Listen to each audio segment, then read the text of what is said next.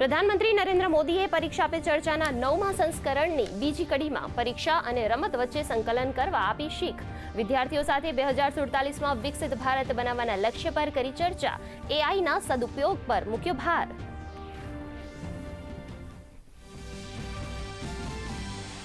પ્રધાનમંત્રીએ ગુજરાતના દેવમોગરા ખાતે વિદ્યાર્થીઓ સાથે કર્યો સંવાદ. આદિવાસીઓની કળા વારલી ચિત્રોથી સુશોભિત કોટી પહેરી. પ્રધાનમંત્રીએ કહ્યું, ખેલશે તો ખીલશે વિદ્યાર્થી. પરીક્ષામાં તણાવથી મુક્ત થવા માટે પૂરતી ઊંઘની આપી સલાહ.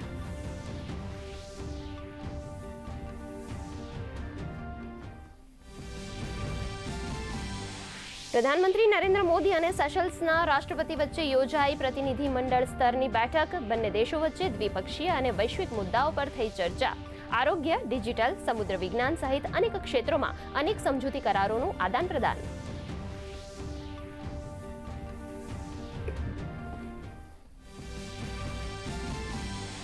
ભારત અને સેશલ્સની દ્વિપક્ષીય વાતચીત બાદ પ્રધાનમંત્રી નરેન્દ્ર મોદીએ કહ્યું, ટકાઉપણું, આર્થિક વિકાસ અને સુરક્ષા બંને દેશો માટે મહત્વપૂર્ણ. ભારતે સેશલ્સની વિકાસલક્ષી જરૂરિયાતો માટે ખાસ આર્થિક પેકેજની કરી જાહેરાત.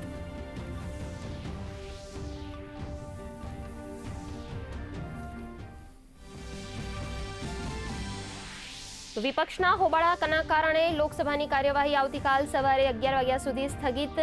હોબાળાથી નારાજ સ્પીકર ઓમ બિરલાએ વિપક્ષને આપી સલાહ. કહ્યું, ગૃહ અવરોધ અને સૂત્રોચ્ચાર માટે નથી.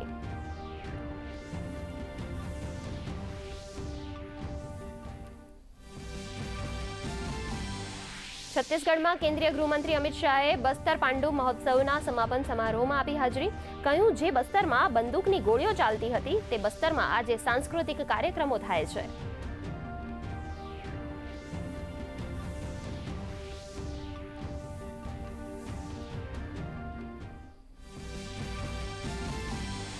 ગુજરાતમાં ડિજિટલ કનેક્ટિવિટી મિશન અને સ્ટ્રેટેજિક ઇનિશિયેટિવ્સને સંગીન કરવાની મળશે નવી દિશા.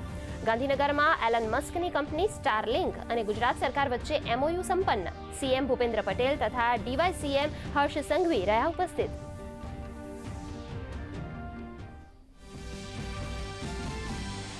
ભારતીય શેર બજાર ગ્રીન ઝોનમાં બંધ. સેન્સેક્સમાં 485 આંકના વધારા સાથે તો નિફ્ટી 173 આંકના વધારા સાથે બંધ. એમસીએક્સ પર સોના ચાંદીના ભાવમાં વધારો.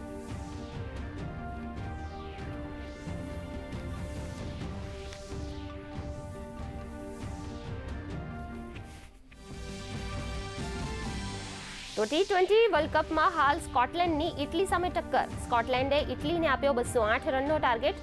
ઓમાન, ઝિમ્બાબ્વે અને કેનેડા, દક્ષિણ આફ્રિકા વચ્ચે પણ આજે મુકાબલો.